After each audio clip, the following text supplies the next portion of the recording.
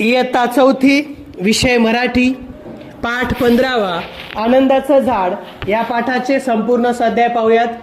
प्रश्न पहिला, एका वाक्यात उत्तरे लिहा. शेवग्याच्या झाडावर कोणत्या रंगाच्या फुलांचे घोस लोंबत होते?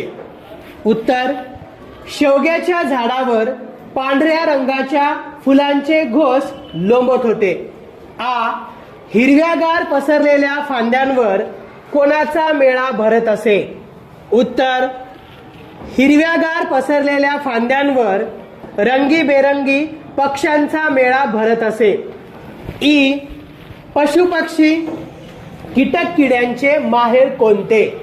उत्तर, लेखिकेचा शेवगा हे पशुपक्षी कीटक किड्यांचे माहेर होते.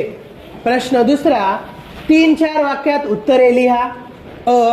झाडे आपल्याला काय काय देतात? उत्तर, झाडे आपल्याला फळे व फुले देतात. झाडे सावली देतात. पक्ष्यांना घरे देतात. शेवग्यामुळे लेखिकेला पक्ष्यांच्या कोणकोणत्या गोष्टींची ओळख झाली? उत्तर, शेवग्याच्या पांढऱ्या शुभ्र फुलांच्या घोसावर भुंगे गुंजाराव करीत रुंजी घालतात. मधमाशा व फुलचुक्या फुलातला मध अलगद चोखतात. तांबट पक्षी टणत्कार करतात. कोकिळ पक्षी शांतपणे झुलतो. तर पोपटांचे थवे परागकेशर फस्त करतात. पक्ष्यांच्या या गोष्टींची ओळख लेखिकेला शेवग्यामुळे झाली. लेखिकेला शेवग्याने काय काय दिले? उत्तर, कितीतरी पक्ष्यांची, किड्यांची व कीटकांची ओळख करून दिली. शेवग्याच्या रंगाने व फुलोऱ्याने लेखिकेला नवीन उत्साह दिला. प्रश्न तिसरा, कोण कोणास म्हणाले? दारात कधीही शेवगा लावू नये. घरात भांडणं होतात. हे झाड तुम्ही तोडून टाका. उत्तर, असे शेजारच्या काकू लेखिकेला व त्यांच्या आईला म्हणाल्या. मी हे झाड लावलं ते जोपासण्यासाठी, तोडण्यासाठी नाही. उत्तर, असे लेखिकेची आई शेजारच्या काकूंना म्हणाली. अहो, लोक शेंगा तोडून नेतील तेव्हा नाही का भांडणार तुम्ही? उत्तर, असे शेजारच्या काकू लेखिकेच्या आईला म्हणाल्या. प्रश्न चौथा, गाळलेल्या जागी योग्य शब्द लिहा. हिरव्यागार पसरलेल्या फांद्यांवर टिंब पक्ष्यांचा अखंड मेळा भरत होता.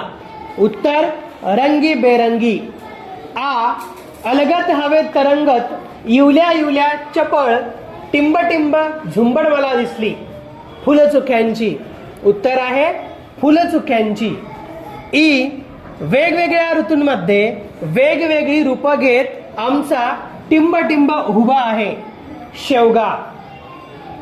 प्रश्न 5वा, शेवग्याच्या झाडावर येणाऱ्या विविध पक्ष्यांची नावे पाठात आली आहेत.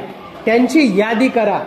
उत्तर, मधमाशा, फुलचुक्या, तांबट, कोकिळ, राघू, बुलबुल, चिमण्या, साळुंक्या आणि खंड्या. प्रश्न 6वा, कार प्रत्यय जोडून नवीन शब्द बनवा. उदाहरणार्थ गीत, गीतकार असे शब्द बनवायचे आहेत. संगीत, संगीतकार. चित्र. उत्तर, चित्रकार. नाटक, नाटककार. कला, कलाकार. प्रश्न 7वा, खालील शब्दसमूहांचा वाक्यात उपयोग करा. परोपकार करणे. उत्तर, वाक्य, सर्व संतांनी समाजाला परोपकार करण्याची शिकवण दिली. आधार देणे. वाक्य, संकटात सापडलेल्या रामूला पंडितरावांनी आधार दिला. फणा उडवणे. वाक्य, तो नेहमी फणा उडवून स्वतःची चूक लपवतो. रुंजी घालणे. वाक्य, बागेतल्या फुलांवर फुलपाखरू रुंजी घालत होते. सुळकी मारणे. वाक्य, मधुने नदीच्या पाण्यात उंचावरून सुळकी मारली. प्रश्न 8वा, शेवग्याच्या शेंगांपासून कोणकोणते पदार्थ बनवतात? त्यातल्या कोणत्याही एका पदार्थाची कृती आई बाबांना विचारून लिहा. उदाहरणार्थ, शेवग्याचं पिठलं.